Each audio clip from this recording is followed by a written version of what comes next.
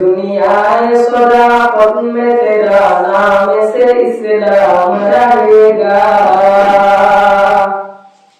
दुनियाए सदाकत में तेरा नाम से इस्लाम रहेगा। सिद्दीक तेरा नाम से इस्लाम रहेगा। सिद्दीक तेरा नाम से इस्लाम रहेगा। दुनिया सदाकत में तेरा नाम रहेगा। दुनिया सदाकत में तेरा नाम रहेगा। फारूक तेरा नाम से इस्लाम रहेगा। फारूक तेरा नाम से इस्लाम रहेगा। दुनिया शजाअत में तेरा नाम रहेगा। दुनिया शजाअत में तेरा नाम रहेगा। उस्मान तेरा नाम से इस्लाम रहेगा। उस्मान तेरा नाम से इस्लाम रहेगा। अल्हम्दुलिल्लाह। সম্মানিত হাজরিন, যে মহান আল্লাহ পাক রব্বুল আলামিন আমাকে আপনাকে ওনার ঘরে এসে কিছু কথা বলার এবং শোনার তৌফিক দান করেছেন, সেই মহান আল্লাহ পাক রব্বুল আলামিনের দরবারে আমরা সকলেই মন থেকে অন্তরের অন্তঃস্থল থেকে বলি আলহামদুলিল্লাহ। আলহামদুলিল্লাহ। যে মহান আল্লাহ পাক রব্বুল আলামিন আমাদেরকে ঘর থেকে সুস্থ রেখে ওনার ঘরে এসে শুক্রবার দিন জুমার নামাজ আদায় করার তৌফিক দান করেছেন, সে মহান আল্লাহ পাক রব্বুল আলামিনের দরবারে আমরা আমার অন্তরের অন্তঃস্থল থেকে জানাই আলহামদুলিল্লাহ। আলহামদুলিল্লাহ। সম্মানিত হাজরিন, আমি সূরা ফাতিহার কিছু অংশ, শুরুতে কিছু অংশ আমি পাঠ করেছি। এই আয়াতে কারিমাকে সামনে রেখে সংক্ষিপ্ত কিছু কথা বলার চেষ্টা করব ইনশাআল্লাহ। তো আল্লাহ পাক রব্বুল আলামিন যদি কোনো ঘটনাকে কেন্দ্র করে অথবা কোনো বিষয়কে কেন্দ্র করে কোনো আয়াত নাযিল করেন, তাহলে সেটাকে তাফসীরের ভাষায় বলা হয় শানে নুজুল। তো সূরা ফাতিহার শানে নুজুল হচ্ছে হুদাইবিয়া সন্ধি নামক একটি ঘটনা, যেটা আমরা আগে শুনেছি। এই হুদাইবিয়া সন্ধিকে কেন্দ্র করে আল্লাহ পাক রব্বুল আলামিন এই সূরা ফাতিহার শানে নুজুল নাযিল করেছেন। সূরা ফাতিহা নাযিল করেছেন এই হুদাইবিয়া সন্ধিকে কেন্দ্র করে। এই ঐতিহাসিক হুদাইবিয়া সন্ধির ঘটনা বলার আগে আমি রাসূল সাল্লাল্লাহু আলাইহি ওয়াসাল্লামের পুরো জীবনটাকে সংক্ষিপ্ত বলার চেষ্টা করব ইনশাআল্লাহ। তো রাসূল সাল্লাল্লাহু আলাইহি ওয়াসাল্লাম জীবিত ছিলেন কত বছর? 63 বছর। রাসূল সাল্লাল্লাহু আলাইহি ওয়াসাল্লাম 63 বছরের মধ্যে তিনি 40 বছর চুপ ছিলেন। 40 বছর পরে যখন নবুয়ত লাভ করলেন, নবুয়ত প্রাপ্ত হলেন, এরপর নবুয়ত প্রাপ্ত হওয়ার পর তিনি মক্কায় ছিলেন 13 বছর, 53 বছর। আর মক্কায় হিজরত করার পর মদিনায় গিয়ে রাসূল সাল্লাল্লাহু আলাইহি ওয়াসাল্লাম 10 বছর, মোট 63 বছর। এই 63 বছরের ভিতরে প্রথম যে 40 বছর, এই 40 বছর রাসূল সাল্লাল্লাহু আলাইহি ওয়াসাল্লামের কোনো শত্রু ছিল না। 40 বছর কোনো শত্রু ছিল না। কারণ এই শত্রু না থাকার একটা কারণ আছে। কারণটা হচ্ছে যে রাসূল সাল্লাল্লাহু আলাইহি ওয়াসাল্লাম এই 40 বছরের ভিতরে উনি কারোর সাথে কাউকে কোনো আদেশ দেন নাই, কোনো কাজে নির্দেশ করেন নাই, কোনো কাজে বাধা দেন নাই। কিন্তু যেদিন রাসূল সাল্লাল্লাহু আলাইহি ওয়াসাল্লাম নবুয়ত প্রাপ্ত হলেন, নবুয়ত প্রাপ্ত হওয়ার পর থেকে তিনি যেদিন থেকে কালিমা দাওয়াত দিতে শুরু করেছেন, এরপর থেকে মক্কা সমস্ত মানুষ রাসূল সাল্লাল্লাহু আলাইহি ওয়াসাল্লাম শত্রু হয়ে গেছে। 40 বছর কিন্তু রাসূল সাল্লাল্লাহু আলাইহি ওয়াসাল্লাম সুখী ছিলেন। উনার কোনো শত্রু ছিল না, বরঞ্চ উনাকে মক্কার কাফেররা উপাধি দিয়েছিল আমিন উপাধি দিয়েছিল। রাসূল সাল্লাল্লাহু আলাইহি ওয়াসাল্লামকে বিশ্বস্ত মনে করত তারা সবাই। তো রাসূল সাল্লাল্লাহু আলাইহি ওয়াসাল্লাম যেই দিন নবুয়ত প্রাপ্ত হওয়ার পরে তিনি কিভাবে দাওয়াত দিবেন, মানুষদের কাছে ইসলামের দাওয়াত কিভাবে পৌঁছাবেন, তিনি যেই দিন নবুয়ত প্রাপ্ত হলেন জিবরাইল আলাইহিস সালাম রাসূল সাল্লাল্লাহু আলাইহি ওয়াসাল্লামকে হেরা গুহায় এসে বলতেছেন, ইকরা, আপনি পড়েন। রাসূল সাল্লাল্লাহু আলাইহি ওয়াসাল্লাম বলেছেন, আমি তো পড়তে জানি না। তারপর জিবরাইল আলাইহিস সালাম রাসূল সাল্লাল্লাহু আলাইহি ওয়াসাল্লাম বুকের সাথে তার বুকটাকে চাপা দিয়েছিলেন। তারপর রাসূল সাল্লাল্লাহু আলাইহি ওয়াসাল্লাম এই চাপা দেওয়ার কারণে ওনার জ্বর এসে গিয়েছিল। উনি বাইরে গিয়ে বললেন, জামিলুনি আমার জন্য চাদর দিয়ে আবৃত করো। তারপর হযরত খাদিজা রাদিয়াল্লাহু তাআলা রাসূল সাল্লাল্লাহু আলাইহি ওয়াসাল্লামকে সান্ত্বনা দিয়ে বলেছিলেন, আপনি তো কারোর কোনোদিন ক্ষতি করেন নাই, তাহলে আল্লাহ আপনার সাথে আছেন, আপনার কোনো ক্ষতি হবে না। রাসূল সাল্লাল্লাহু আলাইহি ওয়াসাল্লাম নবুয়ত প্রাপ্ত হওয়ার পরে প্রথম দাওয়াত দেওয়ার যে পদ্ধতিটা বের করেছিলেন, সেই পদ্ধতিটা হচ্ছে এটা পাহাড়ের উপরে উঠে তিনি মক্কাবাসীকে ডাক দিলেন, হে মক্কাবাসী শুনো। রাসূল সাল্লাল্লাহু আলাইহি ওয়াসাল্লামের কথা শুনে সমস্ত মক্কাবাসী একসাথে হলো। পরে রাসূল সাল্লাল্লাহু আলাইহি ওয়াসাল্লাম বলতেছেন, আমি যদি তোমাদেরকে বলি আমি যে পাহাড়ের উপরে দাঁড়িয়ে আছি, এই পাহাড়ের পিছনে একজন লোক তরবারি নিয়ে দাঁড়িয়ে আছে, কিছুক্ষণ পর তোমাদের উপর হামলা করবে, তোমরা কি আমার উপর বিশ্বাস করবে? তারপর কাফেররা বলতেছে, হ্যাঁ অবশ্যই আমরা বিশ্বাস করবো। তখন রাসূল সাল্লাল্লাহু আলাইহি ওয়াসাল্লাম বলতেছে, তোমরা কেন বিশ্বাস করবো? তারা বলতেছে, মুহাম্মদ তোমাদের কথা বিশ্বাস করার জন্য দুইটা কারণ আছে। একটা হচ্ছে আমরা তো নিচে দাঁড়িয়ে আছি, আমরা তো নিচে দাঁড়িয়ে আছি আর তুমি তো দাঁড়িয়ে আছো উপরে।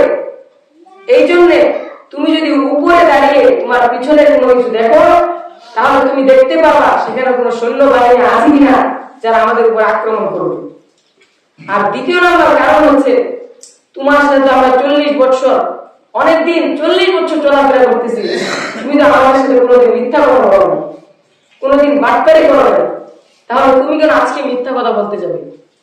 এটা বলার পর রাসূল সাল্লাল্লাহু আলাইহি ওয়াসাল্লাম বলতেছেন, তাহলে শোনো, তোমরা যে মূর্তির ইবাদত করো সেটা ভুয়া। রাসূল সাল্লাল্লাহু আলাইহি ওয়াসাল্লাম তাদেরকে কালিমার দাওয়াত দিলেন, কিন্তু তারা কালিমার দাওয়াতকে গ্রহণ করলো না। গ্রহণ না করে এই যে তিনি 13 বছর মক্কায় দাওয়াত দিয়েছিলেন, 13 বছর কাফেররা বিভিন্ন ভাবে রাসূল সাল্লাল্লাহু আলাইহি ওয়াসাল্লামের উপরে নির্যাতন করতে শুরু করলো। নির্যাতন করতে করতে এক পর্যায়ে গিয়ে সাহাবীরা যেই কালিমা দাওয়াত গ্রহণ করত তার উপরে কাফেররা নির্যাতন শুরু করে দিল। প্রচুর পরিমাণে নির্যাতন করত কাফেররা। তরবারি গরম করে তরবারি দিয়ে পিঠের উপরে ছ্যাঁক দিয়ে দিত, পিঠ পুড়ে পিঠের উপরে ঘা হয়ে যেত। এই পরিমাণে নির্যাতন করতো সাহাবীদেরকে। এমনকি কিছু কিছু সাহাবীদেরকে নির্যাতন করতে করতে শহীদ করে ফেলেছে কাফেররা। তো রাসূল সাল্লাল্লাহু আলাইহি ওয়াসাল্লাম এই 13 বছরের জীবনীতে এই সাহাবীদের উপরে নির্যাতন কাফেররা করতেছে, এই জন্য মাঝে মাঝে সাহাবীরা এসে বলতেন, ইয়া রাসূলুল্লাহ, ইয়া হাবিবাল্লাহ, আমরা তার নির্যাতন সহ্য করতে পারি না, কাফেররা আমাদেরকে খুব নির্যাতন করতেছে। তারপর রাসূল সাল্লাল্লাহু আলাইহি ওয়াসাল্লাম বললেন, সাহাবীরা, তোমরা যারা এই নির্যাতন সহ্য করতে করতে শহীদ হয়ে যাবে, তোমরা মনে রাখো তোমাদের জন্য আল্লাহ পাক রব্বুল আলামিন জান্নাতকে রেডি করে রেখেছেন। এটা শোনার পর থেকে সাহাবীরা আর কখনো রাসূল সাল্লাল্লাহু আলাইহি ওয়াসাল্লামের কাছে আসে না। তাদেরকে যতই অত্যাচার করা হোক, তারা মুখ থেকে আহার শব্দ বের করে, আহার শব্দ মুখ থেকে ছাড়ে না। এরপর এই 13 বছর নির্যাতন করতে করতে এক পর্যায়ে গিয়ে যখন তাদের নির্যাতনটা চরম পর্যায়ে পৌঁছালো, তখন আল্লাহ পাক রব্বুল আলামিন রাসূল সাল্লাল্লাহু আলাইহি ওয়াসাল্লামকে হিজরতের আদেশ দিলেন যে, নবী, আপনি মদিনায় হিজরত করেন। রাসূল সাল্লাল্লাহু আলাইহি ওয়াসাল্লাম সাহাবীদেরকে বিষয়টা জানালেন। জানানোর পরে সাহাবীরা বলতেছে, ইয়া রাসূলুল্লাহ, ইয়া হাবিবাল্লাহ, তাহলে আমরা দরবারের জন্য কাফেলার মদিনায় হিজরত করি। তারপর থেকে সাহাবীরা আস্তে আস্তে মদিনায় যেতে শুরু করলেন। মদিনায় যাওয়ার পরে 6 বছর কাটার পরে এই হুদাইবিয়ার সন্ধি, এই যুদ্ধ সংঘটিত হয়। এই হুদাইবিয়ার সন্ধির পূর্বে রাসূল সাল্লাল্লাহু আলাইহি ওয়াসাল্লাম 11টা যুদ্ধ করেছেন, বড় বড় যুদ্ধ 11টা। আর ছোট ছোট যুদ্ধ, যেই যুদ্ধগুলোর ভিতরে রাসূল সাল্লাল্লাহু আলাইহি ওয়াসাল্লাম সেনাপতি ছিলেন না, তার সাহাবীদেরকে সেনাপতি বানিয়ে পাঠিয়েছিলেন, সেই যুদ্ধ হয়েছিল 14টা। এই 6 হিজরি পর্যন্ত মদিনায় গিয়েছেন। 6 বছর হওয়ার পরে রাসূল সাল্লাল্লাহু আলাইহি ওয়াসাল্লামের এই 6 বছরের ভিতরে 11টা যুদ্ধের ভিতরে রাসূল সাল্লাল্লাহু আলাইহি ওয়াসাল্লাম সেনাপতি ছিলেন। আর 14টা যুদ্ধের ভিতরে রাসূল সাল্লাল্লাহু আলাইহি ওয়াসাল্লাম সাহাবীদেরকে সেনাপতি বানিয়ে পাঠিয়েছিলেন। এই 11 এই যুদ্ধগুলো শেষ হওয়ার পরে 6 হিজরি শেষ দিক দিয়ে একদিন রাসূল সাল্লাল্লাহু আলাইহি ওয়াসাল্লাম রাতে ঘুমিয়েছেন। ঘুমের ভিতরে স্বপ্ন দেখলেন, আল্লাহ পাক রব্বুল আলামিন স্বপ্ন দেখাচ্ছেন যে রাসূল সাল্লাল্লাহু আলাইহি ওয়াসাল্লাম মক্কায় গিয়েছেন, উমরা করতেছেন। উমরা শেষ করে নিরাপদে আবার মদিনায় ফিরে আসছেন। রাসূল সাল্লাল্লাহু আলাইহি ওয়াসাল্লাম পরের দিন সকালবেলা সাহাবীদেরকে ডাক দিয়ে বলেন, সাহাবীরা, গতকাল রাতের বেলা আমি ঘুমের ভিতরে স্বপ্ন দেখলাম আমি তোমাদেরকে নিয়ে মক্কায় গিয়েছি উমরা করার জন্য। তার সাহাবীরা ডাক দিয়ে বললেন, ইয়া রাসূলুল্লাহ, ইয়া হাবিবাল্লাহ, আপনি যেহেতু স্বপ্ন দেখেছেন, নবীদের স্বপ্ন কোনো মিথ্যা হতে পারে না। নবীদের স্বপ্ন হচ্ছে আল্লাহ পাক রব্বুল আলামিনের পক্ষ থেকে ওহী। এটা শোনার পরে রাসূল সাল্লাল্লাহু আলাইহি ওয়াসাল্লাম বলতেছে, তাহলে সাহাবীরা তোমরা পুরো মদিনায় এলান করে দাও আমি এই বছরে মক্কায় যাব হজ করতে। এতদিন কিন্তু রাসূল সাল্লাল্লাহু আলাইহি ওয়াসাল্লাম মক্কায় হজ করতে পারেন নাই। এই স্বপ্ন দেখার পরে রাসূল সাল্লাল্লাহু আলাইহি ওয়াসাল্লাম সাহাবীদেরকে বলে দিলেন, সাহাবীরা এলান করে দাও পুরো মক্কায় যে আমি হজ করতে যাব। সাহাবীরা পুরো মক্কায় এলান করে দিলেন যে রাসূল সাল্লাল্লাহু আলাইহি ওয়াসাল্লাম হজে যাবেন। কে কে যাবা নাম লেখাও। 1450 জন সাহাবী রাসূল সাল্লাল্লাহু আলাইহি ওয়াসাল্লামের সাথে হজ করতে যাবে। 1450 জন সাহাবী নাম লিখিয়েছে। 1450 জন সাহাবীকে নিয়ে রাসূল সাল্লাল্লাহু আলাইহি ওয়াসাল্লাম মক্কার উদ্দেশ্যে হজ করার জন্য রওনা দিলেন। রাসূল সাল্লাল্লাহু আলাইহি ওয়াসাল্লাম মদিনা থেকে মক্কার দিকে অগ্রসর হচ্ছেন। মক্কার কাছাকাছি একটা জায়গার নাম হুদাইবিয়া। হুদাইবিয়াতে আসার পরে মক্কার কাফেররা রাসূল সাল্লাল্লাহু আলাইহি ওয়াসাল্লামকে আটকে দিল। রাসূল সাল্লাল্লাহু আলাইহি ওয়াসাল্লামকে কাফেররা হুদাইবিয়ায় আটকে দিল যে আমরা মুহাম্মদকে যেতে দিব না। মুহাম্মদকে তো আমরা 6 বছর পূর্বে অত্যাচার করে ভিটাবাড়ি ছাড়িয়েছি, এখন মনে হয় মুহাম্মদ তার বাহিনী নিয়ে আমাদের উপর হামলা করতে আসছে। কাফেররা এটা ভেবে হুদাইবিয়া নামক স্থানে রাসূল সাল্লাল্লাহু আলাইহি ওয়াসাল্লামকে আটকে দিল। আটকানোর পরে রাসূল সাল্লাল্লাহু আলাইহি ওয়াসাল্লাম বলতেছেন, যেহেতু কাফেররা আমাদেরকে আটকে দিয়েছে, আমাদের উদ্দেশ্য হচ্ছে আমরা উমরা করে আমরা চলে যাব, কিন্তু তারা ভাবতেছে আমরা যুদ্ধ করতে আসছি। এখন আমাদের থেকে একজন প্রতিনিধি পাঠান তাদের কাছে, যে গিয়ে বলবে যে আমরা যুদ্ধ করতে আসলে আমরা আসছি মক্কায় হজ করতে, হজ করে আমরা চলে যাবো, আমরা তোমাদের কিচ্ছু করবো না। রাসূল সাল্লাল্লাহু আলাইহি ওয়াসাল্লাম সাহাবীদেরকে ডাক দিয়ে বললেন, সাহাবীরা, তোমাদের মধ্য থেকে কে যাবা মক্কায় আমার এই বাণী নিয়ে? রাসূল সাল্লাল্লাহু আলাইহি ওয়াসাল্লামের কথা শুনে হযরত আলী রাদিয়াল্লাহু তাআলার নাম আসলো। ইয়া রাসূলুল্লাহ, ইয়া হাবিবাল্লাহ, আপনি আলী রাদিয়াল্লাহু তাআলাকে মক্কায় পাঠান। রাসূল সাল্লাল্লাহু আলাইহি ওয়াসাল্লাম বললেন, আলী তো অনেক গরম মানুষ, আলীকে পাঠানো যাবে না। রাসূল সাল্লাল্লাহু আলাইহি ওয়াসাল্লাম তাকে বললেন, উমর ফারুক রাদিয়াল্লাহু তাআলা কথা। উমর ফারুক রাদিয়াল্লাহু তাআলা কথা শুনে উমর ফারুক রাদিয়াল্লাহু তাআলা বললেন, ইয়া রাসূলুল্লাহ, ইয়া হাবিবাল্লাহ, মক্কায় আমার কোনো প্রতিবেশী নাই। আমি যদি মক্কায় যাই, কাফেররা আমাকে আটকে দিবে, আমি সেখান থেকে বের হয়ে আসতে পারবো না। তারপর হযরত উসমান রাদিয়াল্লাহু তাআলা নাম আসলো। রাসূল সাল্লাল্লাহু আলাইহি ওয়াসাল্লাম বললেন, উসমান, তাহলে তুমি আমার বাড়ি নিয়ে মক্কায় যাও। রাসূল সাল্লাল্লাহু আলাইহি ওয়াসাল্লামের কথা শুনে হযরত উসমান রাদিয়াল্লাহু তাআলা মক্কার কাফেরদের কাছে গেলেন। ওই সময় আবু জাহেল, আরো আবু লাহাব, উতবা, শাইবা, তারা সবাই এই 6 হিজরির পূর্বে বদরের যুদ্ধ, খন্দকের যুদ্ধ, এই সমস্ত যুদ্ধের ভিতরে তারা সবাই শহীদ হয়ে গেছে। এখন মক্কা কুরাইশদের এই কাফেরদের নেতৃত্ব দেয় হচ্ছে আবু সুফিয়ান। সে পরে ইসলাম ধর্ম গ্রহণ করেছে, কিন্তু সে তখন কাফের ছিল। আবু সুফিয়ান ওই সময় মক্কায় নেতৃত্ব দেয়।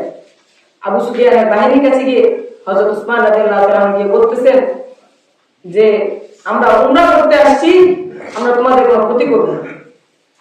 এটা শোনার পরে তারা বলতেছে, উসমান তুমি তো আসছো, তুমি হজ করে উমরা করে চলে যাও, আমরা তাদেরকে হজ করতে দিব না। উসমান রাদিয়াল্লাহু তাআলা ডাক দিয়ে বলতেছেন, আমি রাসূল সাল্লাল্লাহু আলাইহি সাল্লামের সাথে এসেছি, আমি একা একা কিভাবে উমরা করে আবার তাদের কাছে রিটার্ন যাব? আমি তাদেরকে ছাড়া কখনো উমরা করব না।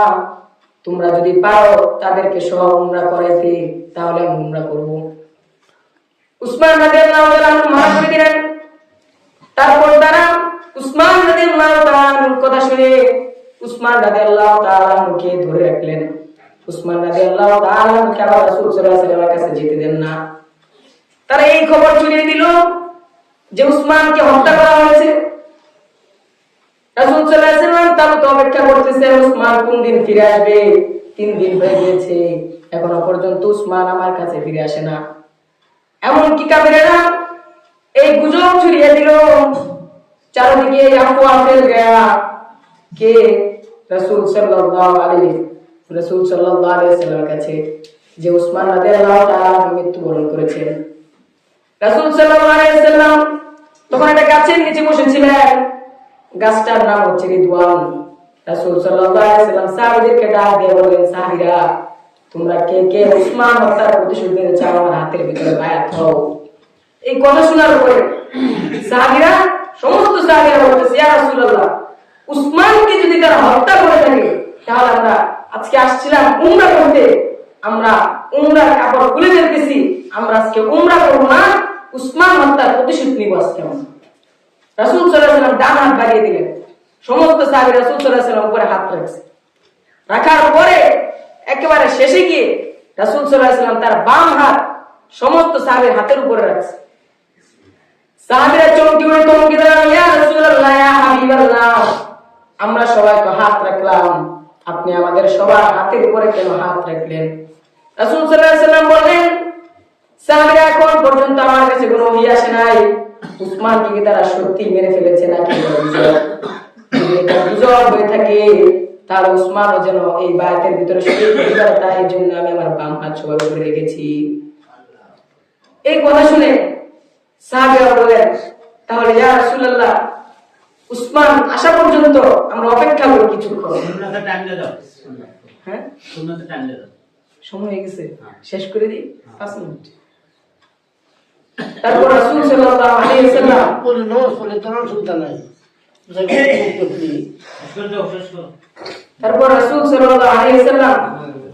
অপেক্ষা করে লাগলেন। কিছুক্ষণ পরে যখন মক্কার কাফেররা বিষয়টা জানতে পারলো যে রাসূল সাল্লাল্লাহু আলাইহি ওয়াসাল্লাম যুদ্ধের আহ্বান করেছেন, এখন যুদ্ধ হবে তাদের সাথে, তখন তারা উসমান রাদিয়াল্লাহু তাআলাকে ফিরিয়ে দিলেন। এমনকি তাদের থেকে যে প্রতিনিধি প্রেরণ করলেন যে উসমান রাদিয়াল্লাহু তাআলাকে আমরা ফেরত দিয়েছি, আর তোমাদের সাথে আমরা সন্ধি করতে চাই, সুলহ করতে চাই। রাসূল সাল্লাল্লাহু আলাইহি ওয়াসাল্লাম বললেন, হ্যাঁ আমরা সন্ধি করব, তোমাদের সন্ধির শর্ত কি?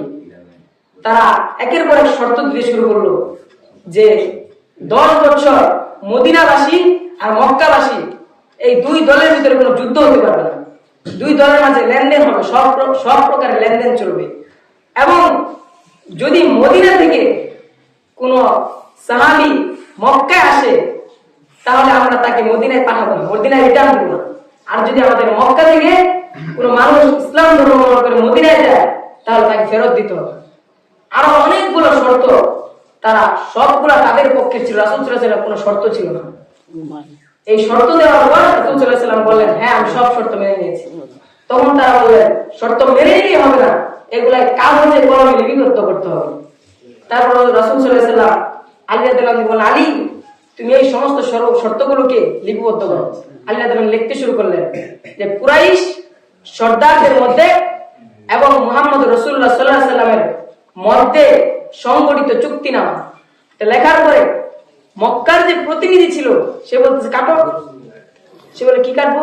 তখন বলতেছে, রাসূলুল্লাহ সাল্লাল্লাহু আলাইহি ওয়াসাল্লাম মুহাম্মদের নামের উপরে যে রাসূলুল্লাহ লাগাইছো এই লাগানোর এই রাসূল সাল্লাল্লাহু আলাইহি ওয়াসাল্লামের নামটা কেটে দাও।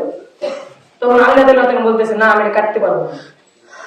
তখন রাসূল সাল্লাল্লাহু আলাইহি ওয়াসাল্লাম বলতেন, আলী তুমি আমার নাম থেকে রাসূলুল্লাহ কেটে দাও, কেটে তুমি মুহাম্মদ বিন আব্দুল্লাহ লেখো, মুহাম্মদের বেটা আব্দুল্লাহ লেখো। এটা শোনার পর আলী রাদিয়াল্লাহু তাআলা বলতেছেন, ইয়া রাসূলুল্লাহ এটা তো কখনোই পারবো না, আপনার নাম থেকে রাসূলুল্লাহ শব্দ কেটে দিব, এটা আমি পারবো না, এটা আমার দ্বারা সম্ভব না। রাসূল সাল্লাল্লাহু আলাইহি ওয়াসাল্লাম তখন বললেন যে আলী তুমি কলমটা আমার কাছে দাও, খাতাটা দাও, আমি রাসূলুল্লাহ শব্দটা কেটে দিচ্ছি, আর দেখিয়ে দাও তুমি কোথায় লিখেছো রাসূলুল্লাহ সাল্লাল্লাহু আলাইহি ওয়াসাল্লাম। রাসূলুল্লাহ সাল্লাল্লাহু আলাইহি ওয়াসাল্লাম পড়তে জানতেন না, লিখতেও জানতেন না। রাসূলুল্লাহ সাল্লাল্লাহু আলাইহি ওয়াসাল্লাম পড়তে জানতেন না, লিখতে জানতেন না, এটা রাসূল সাল্লাল্লাহু আলাইহি ওয়াসাল্লামের মুজিজা ছিল। এই বিষয়ে আরো অনেক সুন্দর সুন্দর জবাব সময় থাকলে আমি দিতাম, সময় নেই। তো রাসূল সাল্লাল্লাহু আলাইহি ওয়াসাল্লাম যেহেতু পড়তে জানতেন না, তিনি উম্মি ছিলেন, উম্মি নবী, এই জন্য রাসূল সাল্লাল্লাহু আলাইহি ওয়াসাল্লাম আলী রাদিয়াল্লাহু দেখিয়ে দিলেন যে এই যে রাসূলুল্লাহ, রাসূলুল্লাহ নিজে কেটে দিয়েছেন নামটা। কেটে দেওয়ার পর তাদের সাথে যে সমস্ত চুক্তিনামা, এই হুদাইবিয়ার সন্ধি সংঘটিত হওয়ার রাসূলুল্লাহ সাল্লাল্লাহু আলাইহি ওয়াসাল্লাম মদিনায় যাওয়ার সময় এই সূরা ফাতহা নাযিল হয় যে ইন্না ফাতাহনা লাকা ফাতহাম মুবিনা, নিশ্চয় এটাই আপনাদের সুস্পষ্ট বিজয়। আর এই সন্ধির পরে ইসলাম প্রচারে আরো অনেক মাধ্যম খুলে যায়, যেগুলা এই সংক্ষিপ্ত বয়ানে বলা সম্ভব না, আরো সময় প্রয়োজন ছিল। তো সম্মানিত হাজিরিন, যে আরেকদিন দেখা হয় তাহলে এই বিষয়টা আমি আরো বড় করে বলার চেষ্টা করবো ইনশাআল্লাহ। তো আল্লাহ পাক রব্বুল আলামিন আমাদেরকে, আমাদের সকলকে সমস্ত বিষয়ের উপরে আমল করার তৌফিক দান করুন।